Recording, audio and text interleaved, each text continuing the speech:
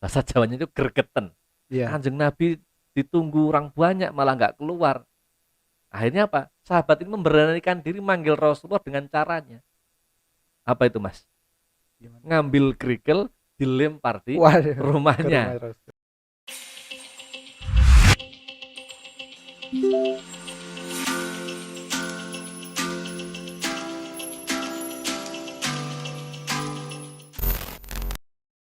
Assalamualaikum warahmatullahi wabarakatuh. Waalaikumsalam warahmatullahi wabarakatuh.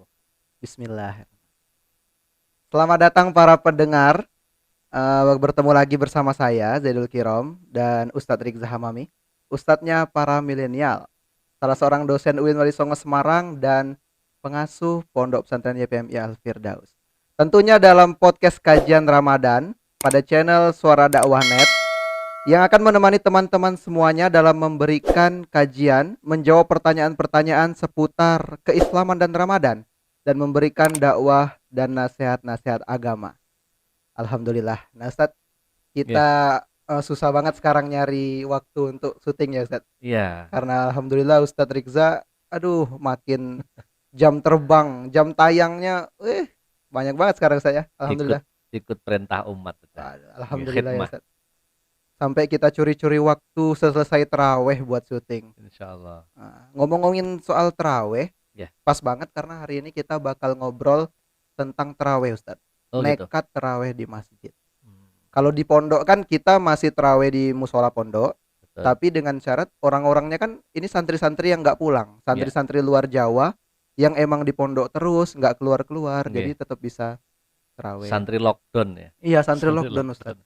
Nah ini adanya aturan untuk terawih di rumah nampaknya membuat masyarakat kaget, Ustaz. Ya. Nggih. Sampai ada kasus masyarakat yang sudah diberikan aturan untuk terawih di rumah tetap ingin melaksanakan terawih di masjid. Sampai mereka itu ada yang manjat pagar gitu, Ustaz. Nggih, nggih. Nah sebenarnya sejarah terawih di rumah ini pernah terjadi nggak dalam Islam? Ya, ini masyarakat memang shock. Masyarakat kaget dengan adanya pandemi COVID-19 atau corona ini.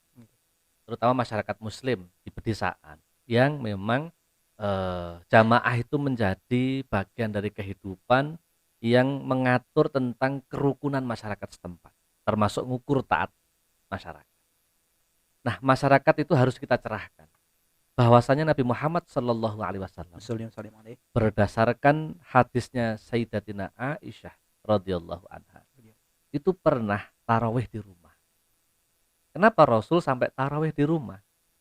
Karena peristiwa tarawih yang pertama kali disampaikan oleh Rasulullah sebagai salah satu sunnah Qiyamul Lail fi Ramadan, menghidupkan malam di hari-hari bulan Bulan suci suci Ramadan. Ramadan, itu khawatir oleh Rasulullah kalau dianggap sebagai ibadah wajib oleh masyarakat. Ataupun Rasul juga khawatir kalau kemudian Allah menurunkan ayat yang menambah kewajiban sholat di malam hari di bulan suci Ramadan. Ramadan. Nah, maka dari itu Rasulullah melaksanakan tarawih di rumah beliau. Sampai bahkan para sahabat yang sudah merasa bahasa Jawanya itu gregeten. Iya. Kanjeng Nabi ditunggu orang banyak malah nggak keluar. Akhirnya apa? Sahabat ini memberanikan diri manggil Rasulullah dengan caranya. Apa itu Mas? Gimana? Ngambil kerikil dilempar di Waduh, ke rumah rumahnya. Rasul. Ada yang lempar di pintu, ada yang lempar di Atap. genteng atapnya Mm. rumah baginda Rasulullah Shallallahu Alaihi Wasallam. Salim alaih. Saking kepengennya kanjeng Nabi bintang keluar dari rumah Rumah. beliau mengimami sebagaimana malam-malam sebelumnya. Termasuk Sayyidah Aisyah radhiyallahu anha bercerita ketika 10 akhir di bulan suci Ramadan tanggal 21 sampai tanggal 30 atau 29 Nabi Muhammad juga tarawih di rumah. Nah, sehingga jangan khawatir. Masyarakat harus kembali bahwa di sini ada ibadah sunnah yang namanya sholat tarawih. Gitu. Tetapi kita punya kewajiban. Apa kewajibannya? Menjaga diri agar tidak terpapar virus corona. Nah, dua hal yang harus kita seimbangkan.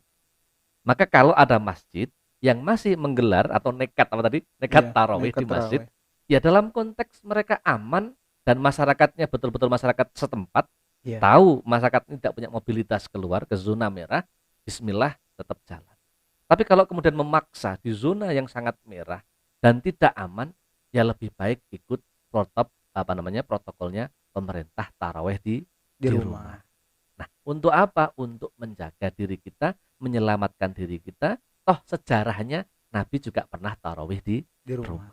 Nah, itu sudah dijelaskan di kitab hadisnya Imam Bukhari, kitab hadisnya Imam Muslim, Abu Dawud, An-Nasai, Malik, Imam Ahmad. Semuanya menjelaskan tentang kisahnya Rasulullah tarawih di rumah. Oke. Termasuk di podcast yang awal saya sampaikan, ayolah kita ambil hikmahnya ini. Ramadan dengan tarawih di rumah, Ramadan dengan jamaah di rumah, menciptakan bahwa baiti Jannati. jannati. Itu aja dulu Mas yang kita ambil. Ada sejarah di situ. Nah, kenapa sampai Rasul menciptakan seperti itu? Ada tarawih ke masjid, ada tarawih ke rumah.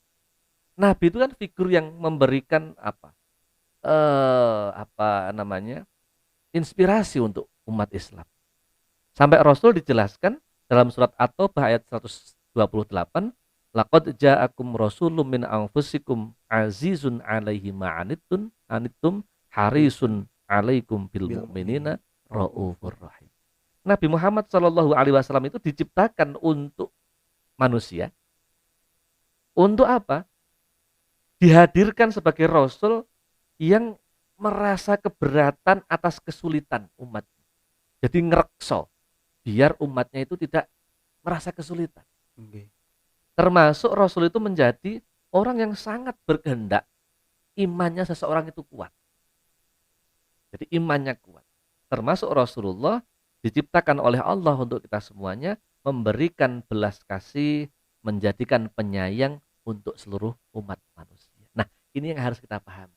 Ketika Rasul pernah ada sejarah tarawih di rumah, kita nggak usah geger-geger. Nggih, Iya.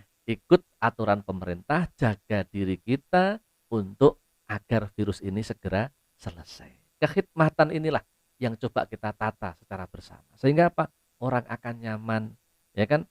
Polisi juga tidak salah langkah nanti Iya. ketika polisi hadir bareng-bareng dikira mubarke, ibadahnya orang Islam. Ini harus kita pahami secara utuh, secara komprehensif sehingga tahu ini ibadah sunnah bisa dilakukan di rumah, sendirian ya sah, jamaah lebih lebih baik. Begitu, Mas. Berarti para pendengar sekarang nggak usah yang berada di zona merah tentunya nggak usah Betul, geger, nggak usah khawatir, enggak usah. karena tetap bisa meraih kemuliaan Ramadan di Insya rumah Allah Ustaz ya? masih Insyaallah. bisa. Nggih.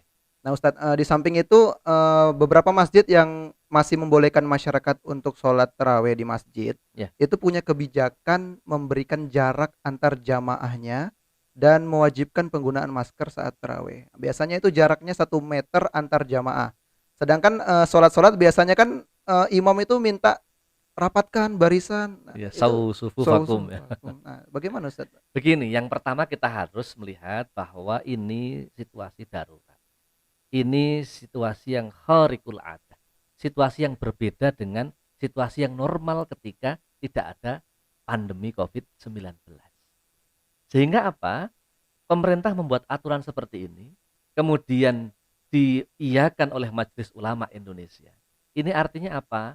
Jamaahnya tetap jalan, kekhusyuannya tetap jalan, tapi untuk sementara waktu. Nah, ini tolong dicatat, untuk Untuk sementara sementara waktu. waktu. Definisi sawu sufu vakum fa inna taswiyata sufu fi min tamamis shalah itu ya dengan jarak. Ini sementara waktu. Sementara. Termasuk Ustadz pakai masker bagaimana? Kita coba lihat kitab Safinatun Najah karya Asyikh Salim bin Sumer Al-Hadrami. Yang membatalkan sholat itu tidak ada bunyi tentang memakai masker itu membatalkan sholat. Oh iya, nggak Ya ada. kan? Faslun tabtulus sholatu bi arba'a asyarata khoslatan. Pertama bil hadasi wa bi wuqu'in najasati sampai terakhir apa namanya? Wa ta'liqu qatiha bi syai'in wa taruddud fi qatiha. Jadi 14 yang membatalkan sholat itu tidak ada kalimat Menggunakan masker. menggunakan masker atau menutup hidung. Mhm. Nah, cuman ini kan tidak biasa. Kita itu biasanya sujud itu kan namanya batuk nempel. Iya, Kemudian hidung nempel nempel. di tempat sujud kita. Iya. Entah itu tanah, sajadah, atau porselen, ya kan? Ataupun apapun, kita tuh harus nempel. Sehingga itu mantep banget. Hari ini kita sedang dihimbau oleh WHO, Departemen Kesehatan, para dokter, termasuk imam-imam sholat kita, ke masjid tapi pakai masker. Saya pernah merasakan, Mas, khutbah Jumat disuruh pakai masker, rasanya tuh nggak enak. Oh iya.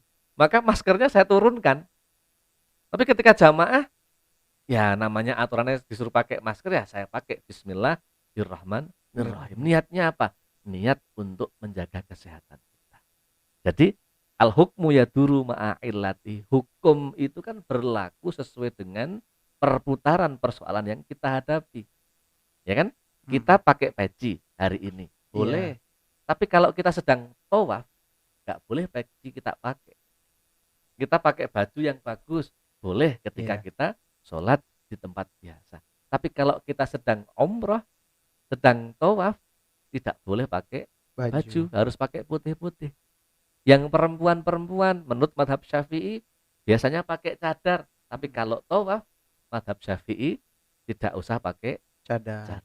Nah, ini ada sesuatu yang menjadikan ilat atau tanda-tanda hukum itu berubah atau bergeser. Artinya apa? Sholat pakai masker tidak ada masalah. Sholat softnya benggang atau berjarak tidak ada masalah. Itu kan tidak khidmah. Loh, itu kan kalau situasi biasa. Ini ada situasi yang darurat. Untuk sementara saja. Untuk sementara waktu. Nah, satu lagi yang menarik di tarawih saat ini Ustadz. Pertanyaan dari salah seorang pendengar kita. Waktu podcast sebelumnya itu. Dia menanyakan bagaimana urgensi penggunaan Bilal saat tarawih Ustadz. Karena ada kalangan yang berpendapat tidak mengharuskan menggunakan. Maksudnya Bilal ini apa ini? Bilal tarawih Ustadz. Bilal tarawih. Bilalnya atau kalimat Bilalnya? Kalimat Bilal. Oh, al-khalifatul awalu. Sayyidina Abu Bakar gitu kan. Redaksinya. Redaksinya. Begini. Saya bertahun-tahun jadi imam tarawih. Yang namanya Bilal itu kan asisten kita. Nah, saya menyebut Bilal itu kan semestinya kan ada yang menyebut muroki, ada yang menyebut muadzin, ada yang menyebut Bilal. Nama Bilal kan diambil dari namanya sahabat Rasulullah yang sering azan itu kan, orang sahabatnya Rasulullah. Nah, yang dimaksud redaksi di dalam asisten imam itu kan sebuah cara untuk imam ini menjadi terkontrol hitungan rokaatnya. 20 rokaat tarawih, 2 kali salam. Itu kalau tidak diasisteni repot, Mas. Imam yang sudah secanggih apapun mentalnya, ketika ada anak-anak geger itu rame, bahkan rebutan sarung, lempar-lemparan peci, kita itu grogi, Mas. Walaupun kita hafal dari mulai al-hakumut itu rokaat pertama. Kulhu berarti rokaat kedua. Kemudian ketika sudah wal asri kita sudah mulai rokaat ketiga. Kulhu yang kedua itu rokaat keempat. Sampai terakhir kita tahu kalau sampai 20. Tapi suasana mental ini kan terjaga. Tapi kalau kita punya asisten Bilal mengingatkan al-khalifatul awalu, al-khalifatus sani, al-khalifatus salisah, ini kita sampai rokaat sekian. Nah, ini yang menjadikan bahwa munculnya redaksi-redaksi yang disampaikan oleh asisten. Loh, itu kan Rasulullah tidak ada. Loh, kok jangankan Rasulullah. Yang namanya tarawih menjadi seperti ini kan sahabatnya Rasulullah, Sayyidina Umar. Jadi tidak kemudian harus ada pada Rasulullah Shallallahu Alaihi Wasallam. Nanti juga sama. Kalau kita tarawih live streaming zaman Kanjeng Nabi juga nggak ada. Podcast juga nggak ada. Nah, jadi harus kita pahamkan bahwa ini adalah bagian dari asistensi imam di dalam menjaga kekhusyuan dan menjaga kebenaran rakaat sholat tarawih yang sangat panjang. Berarti jangan apa-apa disandingkan, wah di zaman Rasulullah nggak ada itu. Jangan terlalu tekstual kalau begitu. Terlalu tekstual. Nah Ustadz, alhamdulillah dari penjelasan Ustadz tersebut tadi, insya Allah sangat mencerahkan kita semua, saya dan para pendengar tentunya. Mungkin ada pesan-pesan yang ingin disampaikan untuk pendengar di rumah Ustadz? Para pendengar podcast yang saya hormati, bulan suci Ramadan menjadi bulan mulia bagi kita. Salah satu kemuliaan adalah kita bisa menjaga perintah-perintah Allah Subhanahu wa taala, bisa melaksanakan perintah Rasulullah Shallallahu alaihi wasallam. Dan satu lagi yang kita jaga, perintahnya umarok kita, perintahnya pemerintah kita yang dalam kondisi COVID-19 disarankan tarawih di rumah saja. Tarawih di rumah tidak menghilangkan kekhusyuan Ramadan kita. Tapi dengan tarawih di rumah, kita bisa mengajak keluarga kita, istri dan anak-anak kita, seluruh keluarga kita untuk tetap tadarruk, takhasyuk kepada Allah Subhanahu wa taala. Alhamdulillah. Nah, para pendengar di rumah, eh sekian penjelasan Ustadz Rizza dalam podcast kita hari ini. Bagi para pendengar yang belum mensupport channel ini, bisa support sekarang dengan cara subscribe dan tinggalkan pertanyaan seputar Ramadan dan keislaman. Bisa di kolom komentar YouTube channel Suara Dakwah Net atau bisa juga di akun Instagram official dakwah Ustadz Rizza di @ustadzrizzahamami.